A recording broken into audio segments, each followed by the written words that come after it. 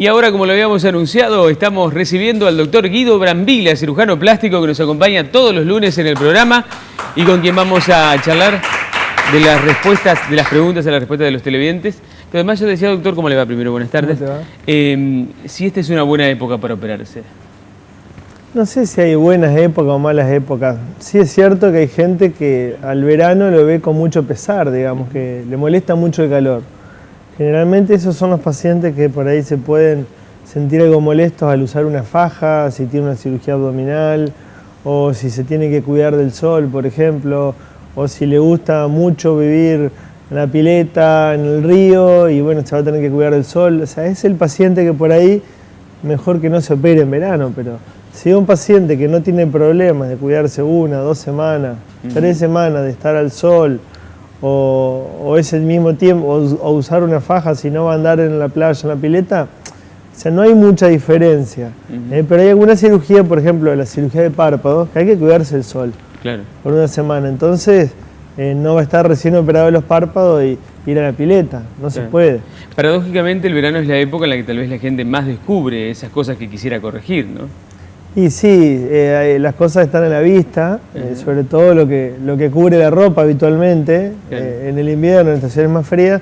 Entonces por ahí el paciente, hay muchos pacientes que tratan de operarse antes de que venga la temporada de verano, cosa de que corregir algún rollito, o alguna cicatriz, o las fiestas, o antes de las fiestas.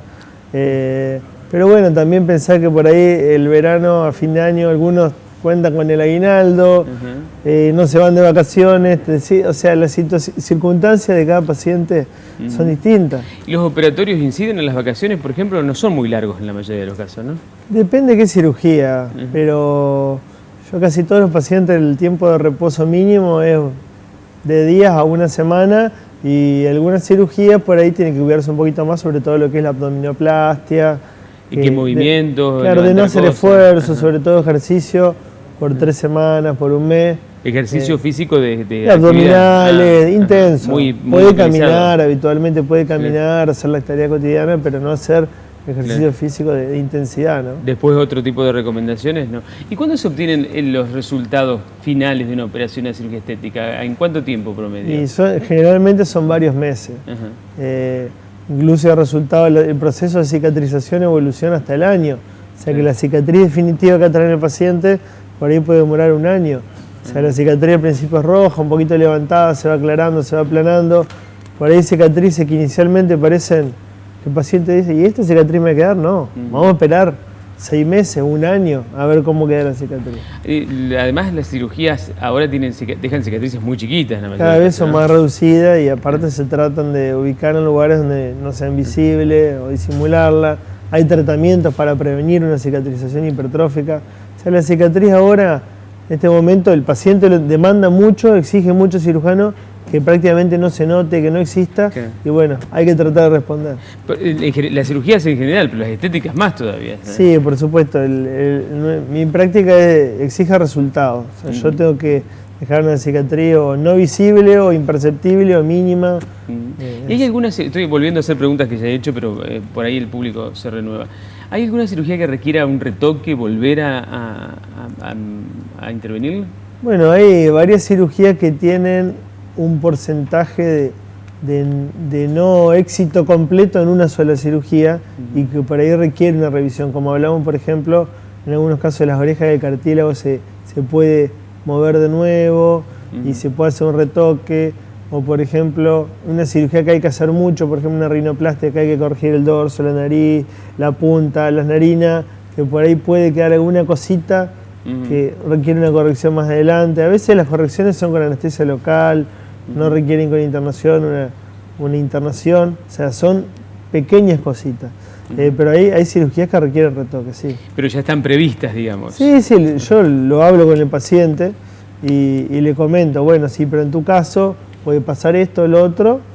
Generalmente, si hay que hacer una revisión, un retoque, eso no tiene costo alguno, o sea, está incluido en lo que es la cirugía. La satisfacción total. Sí, o sea, yo voy a estar conforme cuando obtenga el mejor resultado posible. ¿Y hay pacientes que van por una cosa y terminan haciéndose otra, doctora?